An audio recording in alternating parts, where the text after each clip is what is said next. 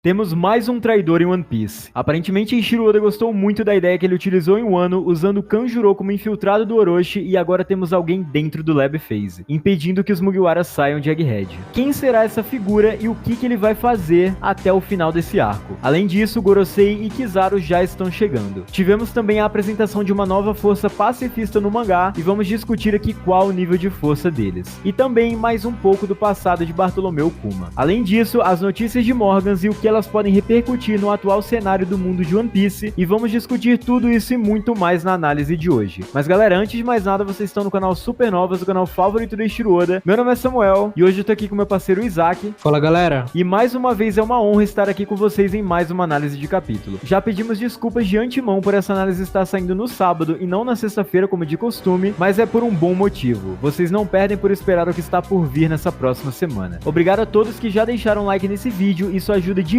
a subir a nossa recompensa aqui no YouTube. E sem mais delongas, vamos direto para essa análise.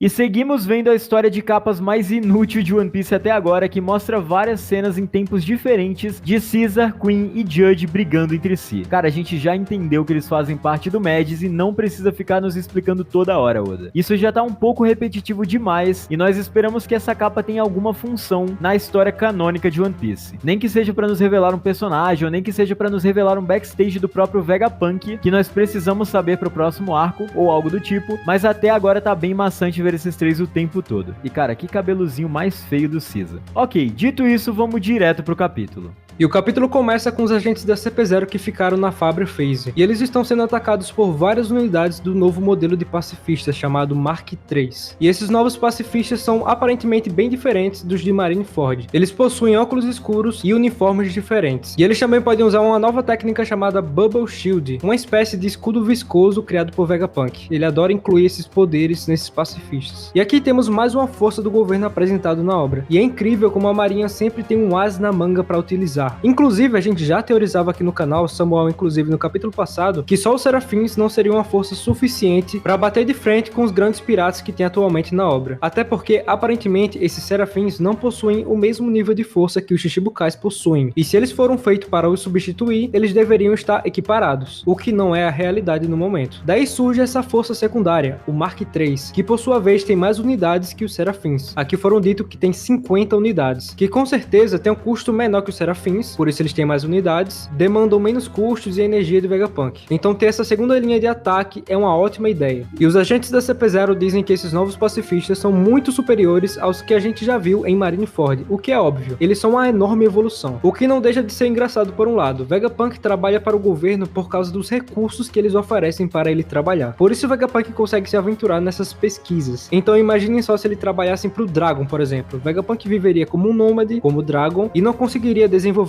quase nada do que ele tem realizado hoje, por causa justamente da falta de recursos e pela falta de segurança. Então ele acabou criando essas armas de destruição em massa que causam caos e miséria para o mundo de One Piece. Bom, a gente já falou bastante sobre isso aqui no canal, sobre Vegapunk ser uma ótima pessoa, sim, com certeza ele é, mas ele acaba atrapalhando mais do que ajudando no momento atual da história. Continuando o capítulo, Sentomaru foi quem chamou os novos pacifistas, ordenando que ajudassem o Dr. Vegapunk a escapar da ilha de Egghead com o bando do Chapéu de Palha. Sentomaru que faz o papel totalmente oposto do que ele fez em Sabaody, onde sua missão era não deixar que os Mugiwaras fugissem da ilha. Mesmo assim, esse daqui é um paralelo muito interessante sobre aquela semelhança entre os arcos que a gente comenta quase todo o vídeo, mas que faz muito sentido à medida que os capítulos vão avançando. E outra coisa, é muito interessante ver a força desse personagem misterioso ao longo do capítulo, que vamos falar mais pra frente, porque talvez ele seja responsável por destruir completamente esse exército de pacifistas que dão uma espécie de sensação de conforto e ausência de perigo para os Mugiwaras. É muito difícil imaginar um cenário em que os Mugiwaras agora tenham dificuldade de sair da ilha, com esse exército e com a CP0 derrotada e o Vegapunk cada vez mais acumulando aliados. Mas seria muito interessante ver uma reviravolta ainda nesse arco, que desse uma sensação de perigo real e uma sensação de emoção que há muito a gente não sente. Mas voltando pro capítulo, ainda sobre o Mark III, nós vimos questionamentos muito interessantes sobre o uso deles nesse momento. Talvez essa tenha sido uma atitude precipitada de Sentomaru. Lembram da tabela onde é mostrado quem é superior no nível de ordem? Se essa regra também for for a mesma para esses pacifistas, significa que o Gorosei Saturn teria o poder de dar a última palavra e isso prejudicaria ainda mais a fuga do Chapéu de Palha. E sinceramente seria bom demais, quanto mais desespero melhor. Mudando de cenário, nós temos uma cena muito engraçada com Luffy que sinceramente me pegou desprevenido e me fez soltar aquele velho arzinho pelo nariz. Luffy no caso estava procurando Bonnie e Vegapunk e ele ficou extremamente cansado depois de correr tanto de um lugar para o outro em busca deles. Pra no final, Shaka dizer que já sabia onde a Bonnie estava por causa das câmeras de vigilância. E a reação do Luffy é boa demais, cara, nem na luta contra o Kaido ele tinha ficado tão cansado assim.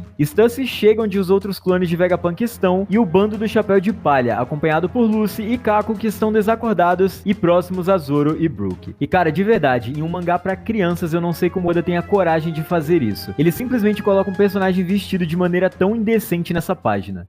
Cara, o Zoro tá muito gostoso, velho, não dá. Eu não consigo concentrar na leitura do capítulo com o Zoro gostoso desse jeito. Mas continuando, ainda temos outro elogio para esse capítulo. Shaka passa diversas informações para os Mugiwaras, mas enquanto isso nós temos inúmeras coisas acontecendo em tela. E as coisas são essas: Nami dando um chute de leve no Lucy enquanto está desacordado, Sanji apaixonado pelas versões femininas de Vegapunk e os outros personagens interagindo juntos. Isso é algo que sempre teve em One Piece e isso fortalece ainda mais a individualidade de cada personagem, ao ponto de nós sabermos exatamente como cada um reagiria em qualquer situação. E foi muito legal que o Oda fez isso nesse momento, mas ok, vamos pro que interessa realmente. Shaka diz que esses dois eventos anormais estão acontecendo. Primeiro, o desaparecimento de Stella, e o segundo problema é que o Frontier Dome não está funcionando corretamente, o que impede que eles saiam de Lab Phase justamente agora. Shaka continua explicando sobre o motivo dele não conseguir achar Stella pelas câmeras, e o grupo decide se separar e ir em busca do verdadeiro Vegapunk no laboratório. Mas Zoro e Luffy não vão com eles. Primeiro porque o Luffy tá muito cansado, e o Zoro porque ele não consegue nem se encontrar, quanto mais encontrar outra pessoa. Cara, o Zoro é meu personagem favorito, não tem nada que mude isso, o cara é muito incrível. Detalhe, o Pitágoras avisa a Shaka que o prédio C está livre de suspeitas e ele é o único dos punks que já está à procura do principal, diferente dos outros que estavam na sala com o bando. E agora a gente passa pra Bonnie, que tá em algum tipo de mundo da memória, que parece um campo de grama. Vegapunk não está com ela e ele é mostrado em sua versão bebê, o que pode ser já a resposta dele não estar aparecendo nas câmeras. Ele estaria por aí se esgueirando pelo chão, debaixo de mesas e tal, ele estaria muito pequeno pra câmera detectar ele. E isso por si só já é muito perigoso, ele já é muito indefesa na versão dele velho, imagina agora nessa versão bebê. E vocês podem anotar aí, o Vegapunk vai chegar em um momento de ameaça, perto da morte, e algum Mugiwara vai aparecer, salvar ele desse traidor, e a gente vai saber quem é esse cara. Mas voltando pra Bonnie, ela vê a sombra de uma pessoa e se aproxima, e vê o jovem Kuma, o seu pai, que aparece exatamente como o Oda desenhou naquele SBS na versão dele infantil, e ele está sendo espancado por algumas pessoas. O jovem Kuma é forçado a retornar a um determinado lugar, se não quiser que pessoas, que são esses homens que estão ameaçando ele, sejam mortas. Mas aparentemente ele acaba indo para esse lugar e nós vemos nos últimos quadros sombras de pessoas que parecem muito ser os dragões celestiais. O que por si só já pode ser uma resposta do lugar que Kuma não quer ir, que é a Terra Sagrada de Marijoa. E tudo indica que seja isso mesmo. Talvez nós vejamos nos próximos capítulos Oda mesclando o passado do personagem Marijoa junto com o presente, já que no mesmo momento que Bonnie sai da bolha feita por ele, nós vemos ele subindo a muralha vermelha da Red Line. E a gente tá muito empolgado para ver esse passado desse personagem, assim como qualquer outro personagem que o Oda já mostrou em SBS em suas versões infantis. Imaginar como seria o passado dos almirantes, da criação do Jinbe, da Hancock, seria bom demais e é por isso que o One Piece é tão rico, dá pra trabalhar a história de todo mundo e seria igualmente interessante. E o único que temos certeza que vai ser mostrado é do próprio Barba Negra, onde vemos ele chorando debaixo de uma lua. Então comentem aí o que vocês acham sobre isso. Mas voltando ao laboratório, Pitágoras ainda está procurando o verdadeiro Vegapunk. E de repente Pitágoras se vira, porque ele sentiu alguma presença. E a parte onde ele estava simplesmente explode. E esse intruso, esse traidor é bem radical, precisava mesmo ter explodido, coitado, dessa forma. Mas aqui entre nós, é muito difícil que ele morra. Ele vai dar uma de Pel lá em Alabasta, que também deveria ter morrido em explosão, mas ele vai acabar retornando e também vai acabar falando quem é esse tal cara que estava nas sombras. Mas no fim das contas, quem pode ser esse traidor? Primeiramente, uma coisa é fato. Teorizar sobre isso é um tiro no escuro. Tirando os personagens que estavam com Shaka naquela sala, é muito difícil imaginar quem poderia ser, principalmente por causa da índole que foi apresentada de cada um dos Vegapunks. Eles todos parecem ser muito gente boa. Pode ser um deles? Claro que pode. Vegapunk, assim como qualquer pessoa, não é toda bonzinha. E algum desses seus lados pode ter ficado com esse lado ruim. A questão é, quem? E a primeira possibilidade é o Punk Edison, justamente pelo seu nome ser inspirado no Thomas Edison, que por sua vez tem inúmeros relatos e polêmicas, e aqui por ser um assunto muito delicado, a gente vai deixar links aí na descrição da onde a gente pegou essas informações de pesquisa de pessoas que fizeram isso. Inclusive, se vocês souberem muito sobre o assunto, podem comentar aí também, que a gente vai fixar aí nos comentários. E esses inúmeros relatos e polêmicas mostra que muito das ideias que ele tinha foram roubadas, inclusive podendo ter explorado o próprio Nikola Tesla. Mas o que dá para analisar do Edison aqui na obra? Ele que foi mostrado na obra até o momento como um entusiasta, um alegre cientista. Ele tá sempre feliz, sempre em busca de uma nova invenção, sempre gritando seu famoso Eureka. Talvez ele seja ambicioso o suficiente e queira ser o Vegapunk principal. E não seria a primeira vez que a gente vê esse tipo de narrativa em uma obra. Existem vários personagens que querem ser maior que outros e acabam passando a perna nesse superior. E com a chegada do Gorosei e da CP0, ele pode ter visto a oportunidade perfeita para isso acontecer. E a segunda possibilidade é o próprio Shaka. Qual argumento?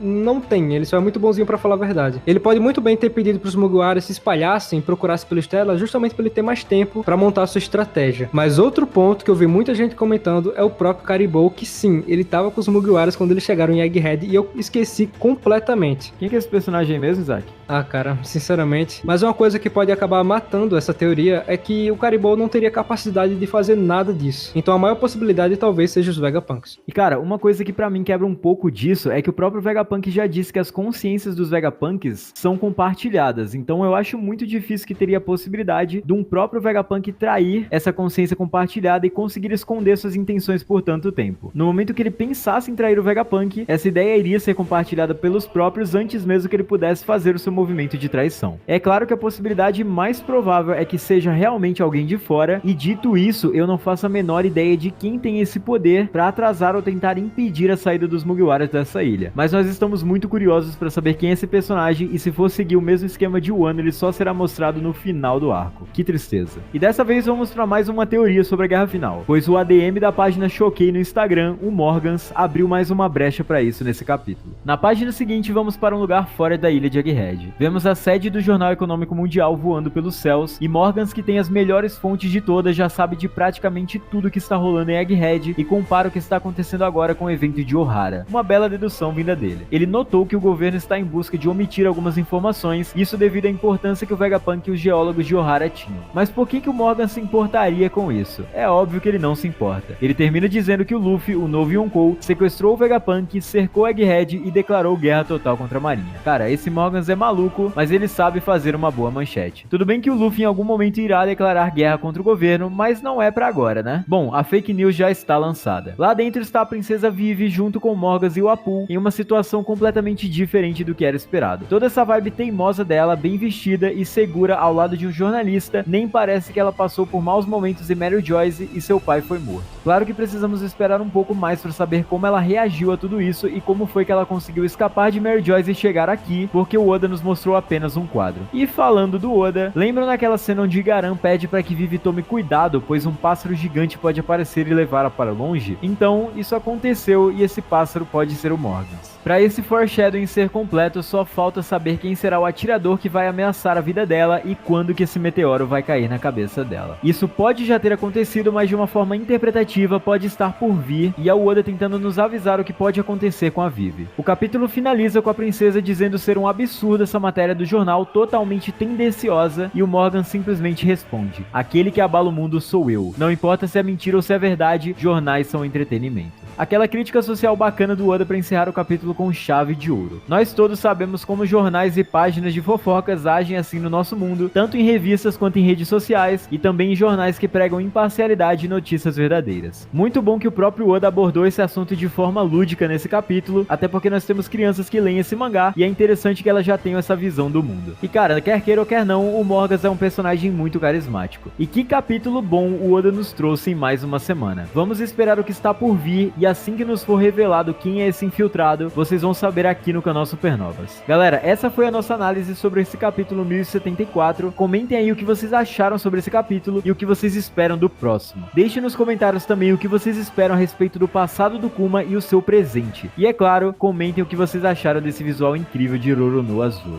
E é com isso que nós finalizamos esse vídeo, galera. Espero que vocês tenham gostado. Se vocês gostaram, não se esqueçam de deixar o like nesse vídeo e comentar o que vocês acharam. E se inscrevam no canal se vocês ainda não forem inscritos e ativem o sininho caso vocês sejam e tenham esquecido de fazer isso, porque essa semana vocês vão precisar estar com o sininho aberto. Chequem os links na descrição das nossas redes sociais, o Discord, o Instagram, para acompanhar tudo que a gente lançar aqui, e é por lá que vocês vão ficar sabendo o que vai acontecer nessa semana antes que todo mundo. E é isso, galera. Valeu! Valeu, galera!